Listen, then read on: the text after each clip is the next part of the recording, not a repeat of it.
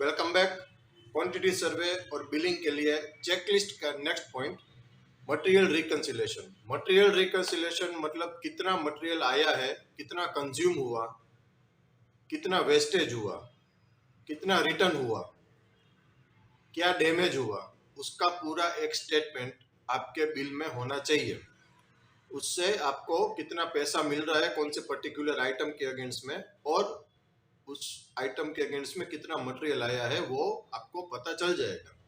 वैसे material reconciliation एक थोड़ा वास्ट बड़ा टॉपिक है, तो उसके लिए मैं ट्राई करूंगा एक अलग से वीडियो बनाने के लिए। तो मटेरियल रिकंसिलेशन में इतनी चीज होनी चाहिए: रिसिप्ट कितनी है, कंजप्शन कितना है, वेस्टेज कितना है, और अगर कुछ डैमेज हुआ है कि नहीं तो वो क्या है परसेंटेज में, मतलब कंजप्शन परसेंटेज कितना है, वेस्टेज का परसेंटेज कितना है। तो उसकी एक अलग से शीट बनानी चाहिए आपके बिल में। नेक्स्ट पॉइंट है वर्क ऑर्डर अमेंडमेंट। देखिए, वर्क ऑर्डर अमेंडमेंट मतलब कि आपकी क्वांटिटी जो वर्क ऑर्डर में है अगर वो खत्म होने जा रही है या कोई एक्स्ट्रा आइटम हो रही है, तो आपको अमेंडमेंट, वेरिएशन, डिविएशन शीट जो भी उसको बोलते हैं आपके क्लाइंट के मुताबिक, वो आपको बनानी चाहिए। आर ए बिल जैसे जैसे प्रोग्रेस होता है, RA1, RA4, RA5, तो उसके साथ वर्क ऑर्डर की क्वांटिटी भी कम हो रही है, बढ़ रही है, कोई एक्स्ट्रा आइटम है, तो वर्क ऑर्डर अमेंडमेंट आपको लगाना चाहिए आपके बिल के साथ, ताकि आपका जो अगला बिल हो उसमें कोई एक्स्ट्रा आइटम हो, वेरिएशन आ गया, वो रुके नहीं, आपका वर्क ऑर्डर टाइम से अमाउंट हो जाए, इंक्रीज हो जाए, डिक्रीज हो जाए, जो भी वर्क ऑर्डर आपका रिवाइज हो जाए, तो आपका बिल रुके ना। आपका अमाउंट तो क्वांटिटी तो आप सर्टिफाई करवा लेंगे, बट अगर पैसा नहीं मिलेगा, वर्क ऑर्डर अपडेट नहीं हुआ है, तो प्रॉब्लम हो जाएगी। तो ये लेट ना हो। वैसे वर्क ऑर्डर अमेंडमेंट भी एक बहुत बड़ा टॉपिक है। उसकी शीट कैसे बनानी है, उसमें क्या क्या कॉलम्स होने चाहिए ताकि क्लियरिटी बनी रहे, तो उसके लिए भी एक अलग से वीडियो बनाऊंगा। तो ये सब चीज के लिए चैनल को जरूर सब्सक्राइब करें। चेकलिस्ट का नेक्स्ट पॉइंट है ड्राइंग्स में एरर। देखिए, बहुत बार ऐसा होता है, आपको भी एक्सपीरियंस किया होगा आपने, कि ड्राइंग्स में बहुत बहुत बार कभी कभी गलती होती है। तो पहले ड्राइंग रिसीव होता है, तो पहली चीज आप ये करिए कि आप अपने सीनियर्स को, अपने क्लाइंट को इसके बारे में बता दें कि साहब इसमें ड्राइंग में यह गलती है। क्योंकि ड्राइंग आता है प्लानिंग डिपार्टमेंट के पास, प्लानिंग और QS के पास, तो पहले आप ही रहेंगे फ्रंट एंड पर, ताकि आप पकड़ पाए। क्योंकि क्या होगा अगर ये ड्राइंग चला गया गलती से साइट पर और कुछ मिस्टेक होगी, साइट वालों ने भी ड्राइंग रीड किया और ऐसा नहीं करना चाहिए था, तो रिवर्क हो जाएगा। तो रिवर्क से बचने के लिए ड्राइंग्स के एरर को आप तुरंत मेल के जरिए या कुछ भी कम्युनिकेशन के जरिए अपने सीनियर्स और अपने क्लाइंट को तुरंत इन्फॉर्म करें। नेक्स्ट पॉइंट है साइट पे जो काम चल रहा है, साइट पे आपका जो भी काम चल रहा है, और बैलेंस क्वांटिटी BOQ में कितनी बची है, वर्क ऑर्डर में कितनी बची है, उसका एक कंपैरेटिव स्टेटमेंट। साइट पे अगर 10 to 20 मीटर्स आपका वर्क ऑर्डर में एग्जांपल के तौर पे लिखा है कि कंक्रीट 10 to 20 मीटर्स की हाइट पे 300 M3 होना है, आपका बिल ऑलरेडी 280 M3 तक आपने बिल कर दिया है, और अभी भी साइट की कंडीशन देख के आपको लग रहा है ऐसा कि 50 या 60 M3 और ज्यादा जाएगा, मतलब आपके ऑर्डर में तो 300 ही है, तो ये आपको क्लाइंट को बताना पड़ेगा, और पहले से बता के रखिए ताकि बाद में कोई प्रॉब्लम ना हो। तो वर्क ऑर्डर का जो अमेंडमेंट का मैटर है वो आगे बढ़ता रहे, मतलब ऐसी ऐसी क्वांटिटी जो जहाँ वेरिएशन आ रहा है, जहाँ पे क्वांटिटी बढ़ रही है, डिविएशन आ रहा है, तो साइट पे क्या काम चल रहा है और वर्क ऑर्डर में कितनी बैलेंस है, उसका एक कंपैरेटिव स्टेटमेंट बना लीजिए, ताकि मेजरमेंट टू मनी आपका अटके नहीं। सब चीज मजबूती से काम हो रहा है तो कागज भी मजबूती से बनना चाहिए, ताकि पैसा टाइम पे मिले, पैसा रोटेशन हो सके। नेक्स्ट पॉइंट,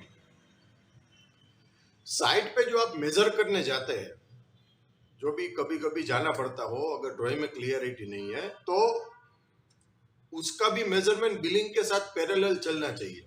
मेजरमेंट की बात कर रहा हूं मैं, सर्टिफिकेशन की नहीं, बिकॉज उसमें आपको पता लगेगा कि कोई चूक हो रही है या कुछ छूट गया है कि नहीं। और उसका सबसे असरकारक तरीका यह है कि साइट इंजीनियर और फोरमैन, सुपरवाइजर, उनको सब पता रहता है कि कौन सा ड्राइंग से माइनस हुआ है, कौन सा ड्राइंग से प्लस काम हुआ है।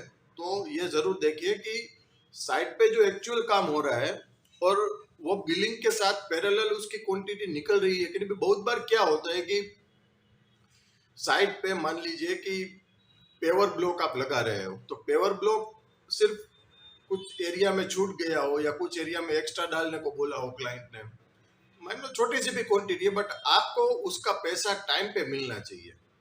तो ये चीज आप जरूर ध्यान में रखिए। नेक्स्ट पॉइंट है, जब ड्राइंग आता है तब लेटेस्ट रिवीजन के ऊपर ही काम होना चाहिए।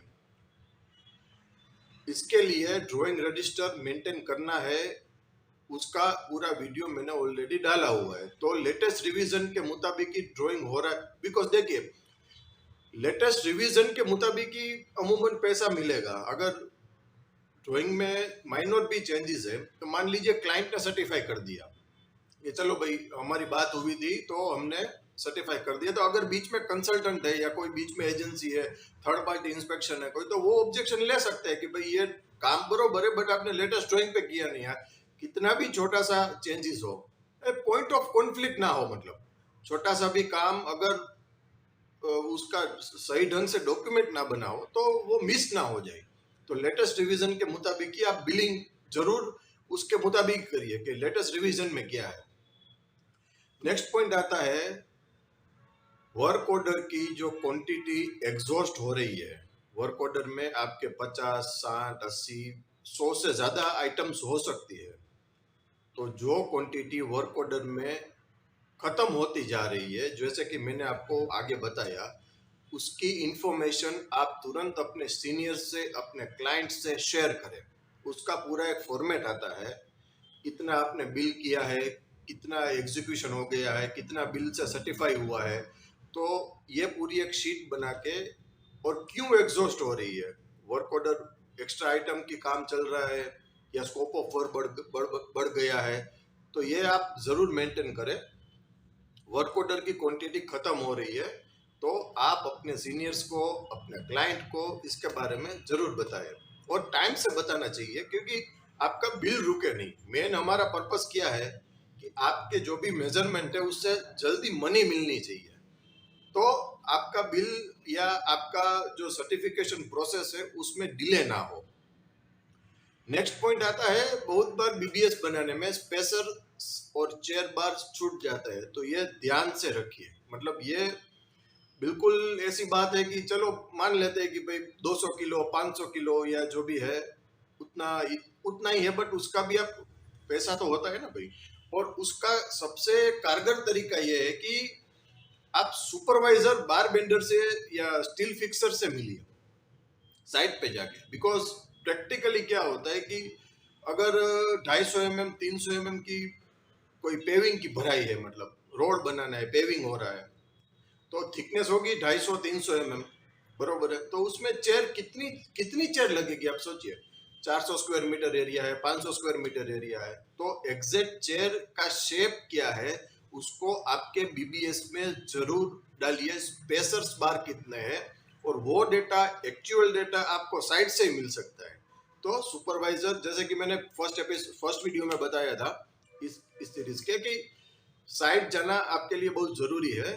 कोई भी काम हो साइट विजिट जरूरी है, और इन लोगों से मिलिए क्योंकि यही लोग साइट पे रहते हैं और आपको प्रॉपर और सही डिटेल टाइम से दे पाएंगे। नेक्स्ट पॉइंट है मटेरियल कंजप्शन। अभी ये बहुत इंपॉर्टेंट पॉइंट है। इसके नॉर्म्स क्या है। सीमेंट कंजप्शन, आपका इतना सीमेंट आया, 50 टन आया, कंज्यूम कितना हुआ, वेस्टेज कितना हुआ। तो ये कंजप्शन जो है ना वो वेस्टेज नॉर्म्स के साथ आता है। एलावेबल वेस्टेज नॉर्म्स, रीबार कितना आया है आपका, शटरिंग का मटेरियल कितना आया है।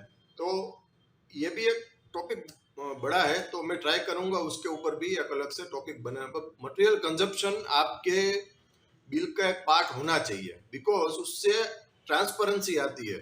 आपने दिखा दिया है कि इतना बिल हुआ है, इतना मटेरियल कंज्यूम हो गया है, उसका सर्टिफिकेशन आप जरूर क्लाइंट से लें। जो भी एफआईएम मटेरियल है, फ्री इशू मटेरियल एफआईएम, उसका क्लाइंट का सर्टिफिकेशन हर एक बिल में ले। ऐसा नहीं हो कि बिल में वो ना हो, बिकॉज वो आपके लिए इजी हो जाएगा। लास्ट बिल के लिए वेट ना करें, फाइनल बिल के लिए वेट उसके लिए ना करें। मटेरियल कंजप्शन का वेस्टेड नॉर्म्स के साथ क्लाइंट का सर्टिफिकेशन ऑब्टेन कर लीजिए, तो ये काम आपका इजी हो जाएगा। Next most important point, connected items छूटे नहीं। कनेक्टेड आइटम्स छूटे नहीं, इसका क्या मतलब है कि आपने मान लीजिए प्लास्टर का बिलिंग कर लिया है और एलिवेशन की डिजाइन में ग्रू कटिंग आ रहा है, कहीं पे ग्रू कटिंग आ रहा है, तो ये कनेक्टेड आइटम हो गई ना, बरोबर। तो ये आपसे मिस ना हो, ये भी आप ध्यान रखिए। सेकंड एग्जांपल देता हूं, आपने खिड़की लगा दी, बरोबर है, उसमें मॉस्किटो नेट लगाया है, तो ये भी कनेक्टेड आइटम है, ये भी छूटे नहीं। थर्ड एग्जांपल देता हूं आपको मैं, हैंडरिल होती है, इंसर्ट प्लेट्स होते हैं, वहां पे लग्स लगे जाते हैं या बोल्टिंग होती है, जो भी है, तो वो भी कनेक्टेड आइटम है, वो भी छूटे नहीं। बिकॉज देखिए ये छोटी छोटी कनेक्टेड आइटम इससे आपको अगर इसको इकट्ठा एक साथ करेंगे तो उसका काफी अमाउंट हो जाएगा। पेंटिंग्स ना छूटे, आपने सब लगा दिया, छोटी छोटी कहीं पे आपने पेंट किया है वो ना छूटे, तो ये हो गई कनेक्टेड आइटम्स। और important point, unit of measurement. बहुत सारी आइटम ऐसी होती है फिनिशिंग आइटम में खास करके कि उसका यूनिट ऑफ मेजरमेंट अलग होता है। फिनिशिंग में भी होती है, जनरल सिविल स्ट्रक्चर में भी होती है। तो आपने परचेस किया है उसका नंबर्स में और आप बिल कर रहे हैं उसको केजीज में, तो यूनिट ऑफ मेजरमेंट आपको जरूर देखना है ऐसी ऐसी स्पेसिफिक आइटम्स के लिए, ताकि बिल में बाद में आगे जाके प्रॉब्लम ना हो। तो यह वीडियो यहीं समाप्त करते हैं। चैनल को सब्सक्राइब करें थर्ड पार्ट के लिए।